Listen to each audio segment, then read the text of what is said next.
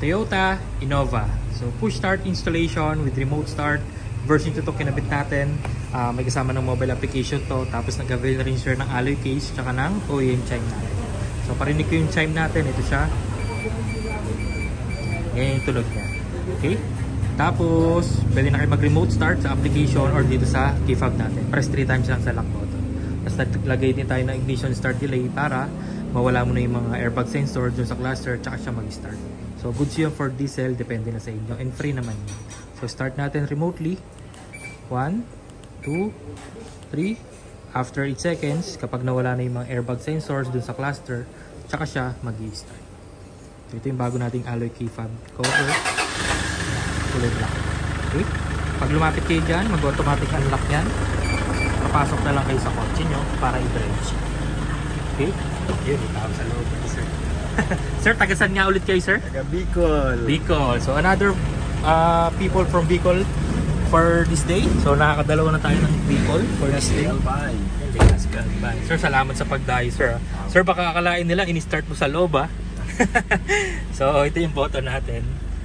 Okay, kulay red yung illumination niya, pero pag nakapatay yan, kulay black.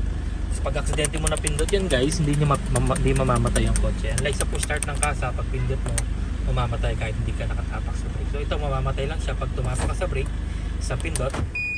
Ayan, patay na siya. Tapos automatic unlock din lahat ng doors po.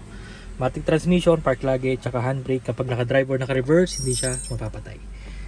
Hindi siya mapapa-under pala. Okay? Tapos, without stepping sa brake, unang pindot, accessories. Gaganin yung mga chargers, mga stereo nyo. Pangalawang pindot, bubukas yung cluster. Pwede nyo nang itaas or ibaba yung bintana nyo nang hindi naka-start yung kotse.